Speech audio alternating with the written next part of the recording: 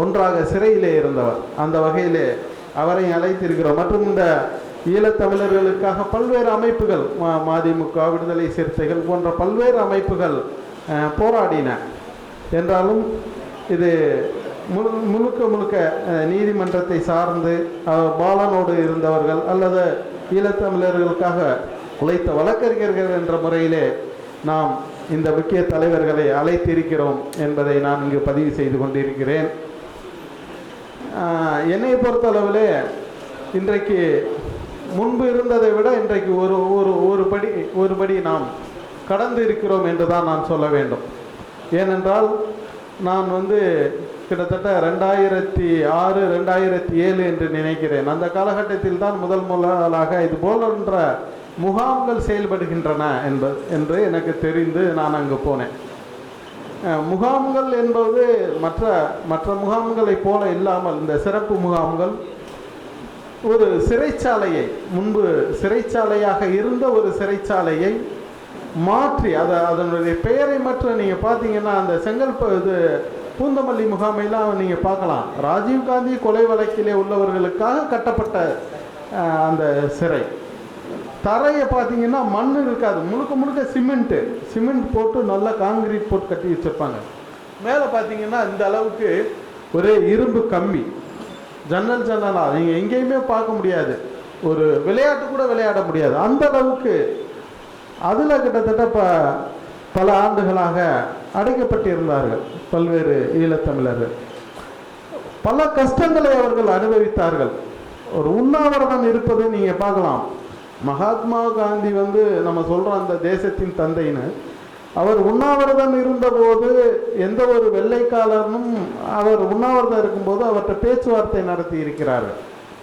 பேச்சுவார்த்தை நடத்தி அவர் உண்ணாவிரதத்தை கைவிட முயற்சி செய்திருக்கிறார்கள். ஆனால் ஈழத்தமிழர்கள் உண்ணாவிரதம் இருந்ததற்காக அவர்கள் மீது தற்கொலை முயற்சி வழக்குகள் கிட்டத்தட்ட 50 வழக்குகளுக்கு மேல் பதியப்பட்டுள்ளன.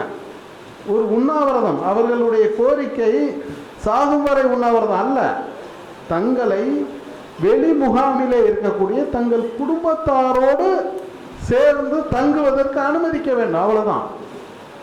ஏனென்றால் ஃபாரினர்ஸ் ஆக்டில் இவங்க 32G அவங்களை அடைக்கிறாங்க. ஆனால் அதில் அடைக்கும்போது அதை என்ன சொல்கிறாங்க, உச்ச நீதிமன்றம் வரை அது ஒரு அவர்களுடைய வசிப்பிடம், அது அவர்களுடைய வசிப்பிடம். ஒரு மாவட்ட ஆட்சியாளர் ஒரு வரைமுறைப்படுத்தி அவர்களை அங்கு தங்க வைக்க அவருக்கு உரிய அதிகாரத்தை பயன்படுத்தி இருக்கிறார் என்று சொல்கிறார்கள். நீங்கள் முகாமை யாராவது வசிப்பிடன்னு சொல்ல முடியுமா? அந்த முகாமில் கணவன் மனைவி தங்க முடியாது. ஒரு கணவன் உள்ளே இருக்கான்னா மனைவி போய் காலையில் போய் பார்த்துட்டு மாலையில் 5 மணிக்கு வெளியில் வந்துடணும்.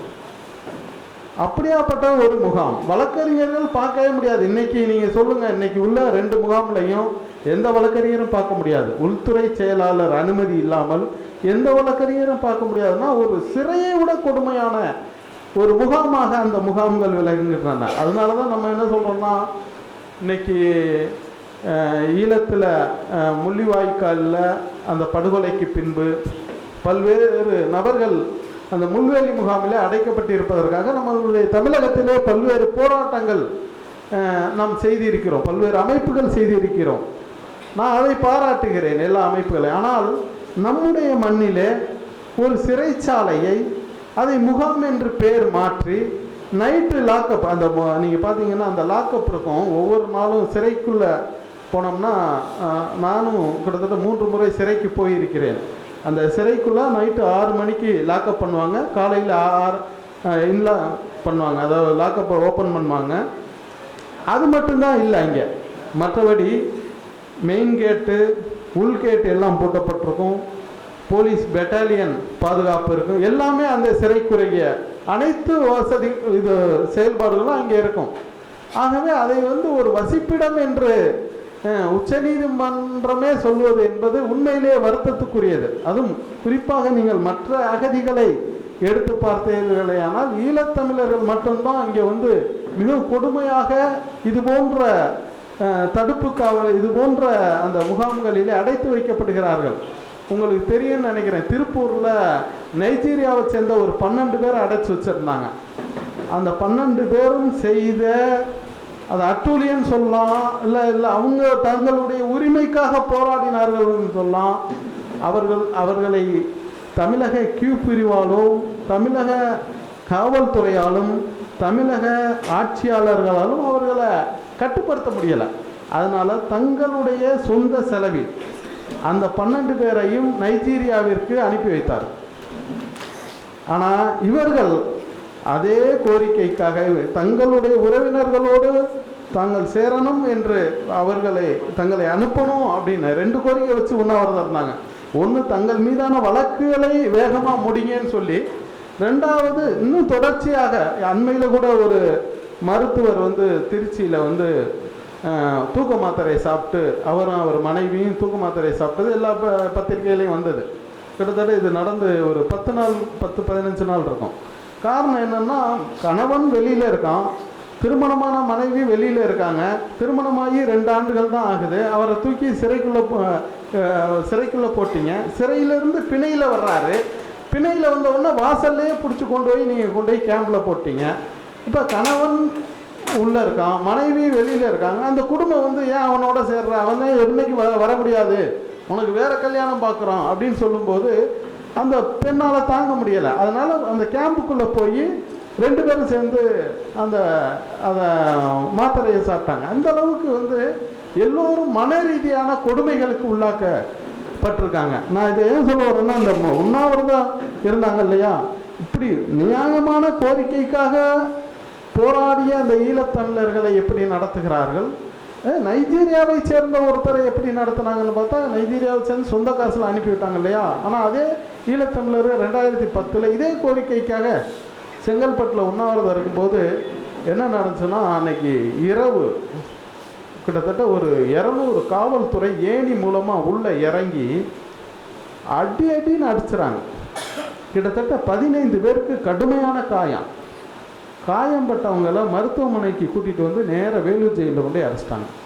என்னன்னா, இவங்க அடிச்சுட்டு அவங்க காவல்துறையை பணி செய்ய விடாமல் தடுத்ததாகவும் கொலை செய்ய முயற்சி செஞ்சதாகவும் ஒரு வழக்கை போட்டு அவங்கள சிறையில் அரெஸ்ட்டாங்க. அதற்கு பின்பு அந்த வழக்கு விடுதலை ஆயிடுச்சு. அந்த அளவுக்கு ஒரு தமிழகத்திலே நான் ஏன் சொல்ல வர்றேன்னா, ஈழத்தில் நடக்கிற அந்த கொடுமைகளை கண்டிக்கிற நாம் நம்முடைய மண்ணிலே அதைவிட மோசமான ஒரு முகாம்கள், 2 முகாம்கள் இல்லை பல்வேறு முகாம்கள் அப்பப்போ மாறுது. முகாம் ஒரே இடத்துல இருந்ததில்லை. இன்னைக்கு செய்யாறுலையும் திருச்சிலையும் மண்டபத்திலையும் இருக்குது. இது போன்ற முகாம்கள் இருப்பதை நாம் அனுமதிக்க கூடாது. மனிதாபிமான அடிப்படை, தமிழர்கள்ன்றதை விட்டுருங்க, மனிதாபிமான அடிப்படையில் திறந்த வெளி முகாம்கள் 110 இருக்கு. அதில் தங்க அனுமதிங்க. அவர்கள் மீது குற்றம் செய்தால் வழக்கு போடுங்க. வழக்கிலிருந்து பிணையில் அவர்களை திரும்பவும் முகாமுக்கு மற்றவர்களைப் போல அனுமதிங்க. ஏன்னு கேட்டிங்கன்னா, கள்ள நோட்டு, ஹெராயின் விற்கிற வெளிநாட்டுக்காரர்கள் எல்லாரையும் நீங்கள் அது மாதிரி கேம்பில் அடைக்கிறது இல்லை. ஆனால் இவர்களை மட்டும்தான் அடைக்கிறாங்க. அதே போல் மற்ற அகதிகளுக்கு என்ன உரிமை கொடுக்கிறார்களோ அந்த உரிமை கூட இவர்களுக்கு கொடுக்கப்படுவதில்லை. ஆகவே ஒவ்வொரு இந்த அகதிகள் பிரச்சனையில் இந்த ஈழத்தமிழர்களுடைய ஒவ்வொரு வாழ்வையும் நம்ம நினச்சி பார்த்தோம்னா ரொம்ப கொடுமையாக இருக்கும். பல்வேறு நபர்கள் மீதான வழக்குகள் கூட நீங்கள் பார்த்தீங்கன்னா ரொம்ப மோசமானதாக இருக்கும். அண்மையில் ஜெயந்தன் ஒருத்தர் இலங்கையிலிருந்து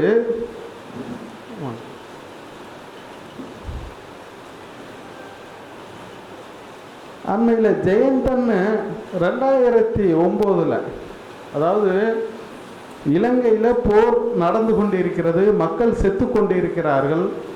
அவர்களுக்கான மருந்து பொருட்களை இரத்த உறைகளை உயிர் காக்கக்கூடிய மிக முக்கியமான மருந்துகளை அனுப்புவதற்கு ஏற்பாடு செய்து கொண்டிருந்த ஒரு 4 இளைஞர்களை கைது செய்தார்கள் சென்னையில். அதாவது இந்த முள்ளிவாய்க்காலுக்கு கிட்டத்தட்ட ஒரு 4 மாதங்களுக்கு முன்பு அந்த இரத்த உறைகளை கூட அவர்கள் மனிதாபிமான மற்ற குப்பையில் போட்டாங்க. ஏன்னா அந்த ரத்தம் ஈழத்தமிழனுக்கும் போகக்கூடாது, வேறு யாருக்கும் போகக்கூடாதுன்னு. அந்த அளவுக்கு கொடுமையான ஒரு செயல்பாடாக அதை நான் பார்க்குறேன். அந்த அளவுக்கு இருந்தாங்க. அதில் என்னென்னா, லண்டன்லேருந்து ஒருத்தர் இங்கே திருமணத்துக்காக வர்றாரு. அவருக்கு ஒருத்தர் கால் இல்லை. ஈழத்தில் போரில் ஒத்த கால் இல்லாமல் போச்சு. அவர் வந்து பல்வேறு வகையில் லண்டனில் போய் குடியுரிமை பெற்றார். குடியுரிமை பெற்ற பின்பு இந்தியாவுக்கு வர்றாரு. இதற்கு முன்பு 2 முறை வந்துட்டு போயிருக்காரு. 3வது முறையாக வர்றாரு. வரும்போது ஒரு லேப்டாப்பை எடுத்துகிட்டு வந்து ஒருத்தருக்கு கொடுக்க சொல்லி அங்கே உள்ளவங்க சொல்கிறாங்க. அதற்காக அந்த லேப்டாப்பை எடுத்துகிட்டு வந்து இவர் கொடுக்குறாரு.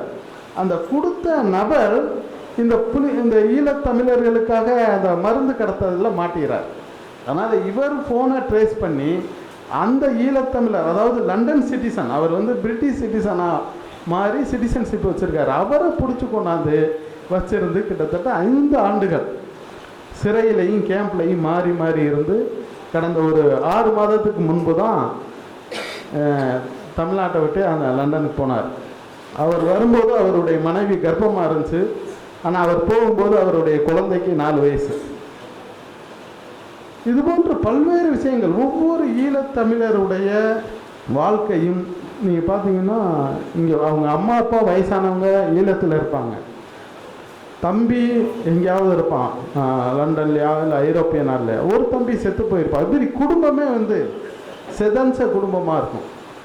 அது மாதிரியான ஒரு சூழ்நிலை. இன்னொன்று வந்து ஓப்பன் கேம்பில் இருக்கிறவங்க கூட அவங்களுக்கு முறையான எந்த ஒரு வசதியும் செய்யப்படுவதில்லை, படிப்பதற்கான எந்த ஒரு வசதியும் செய்யப்படலை. அதற்கு கேள்வி கேட்ட ஒரு நபர், ஈழ நேருன்னு சொல்லுவாங்க, அவர் வந்து நம்ம நேரு மாதிரி ஈழத்து நேரு அப்படின்னு சொல்லி இங்கே உள்ள மாணவர்களுக்காக படிக்க வைப்பதற்காக சினிமாக்காரங்க, டைரக்டரு, அது மாதிரி சில அரசியல்வாதிகள் இவர்களெல்லாம் சந்தித்து இந்த குழந்தைக்கு ஒரு நீங்கள் படிக்க வைக்கிறதுக்கு இன்ஜினியரிங் படிக்க வைக்கிறதுக்கான செலவை நீங்கள் ஏற்றுக்கிறீங்க அப்படி சொல்லி பல்வேறு குழந்தைகளை, ஈழத்து குழந்தைகளை படிக்க வச்சார்.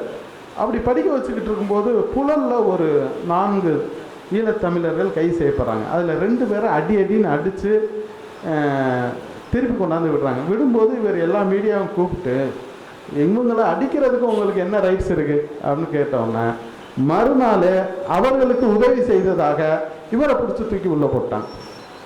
இப்போ ஒரு 2 மாதங்களுக்கு முன்பு தான் அவங்க வெளில வந்தாங்க. நீங்கள் மற்ற அகதிகள் கூட இங்கே உரிமைக்காக தங்கள் போராட முடிகிறது.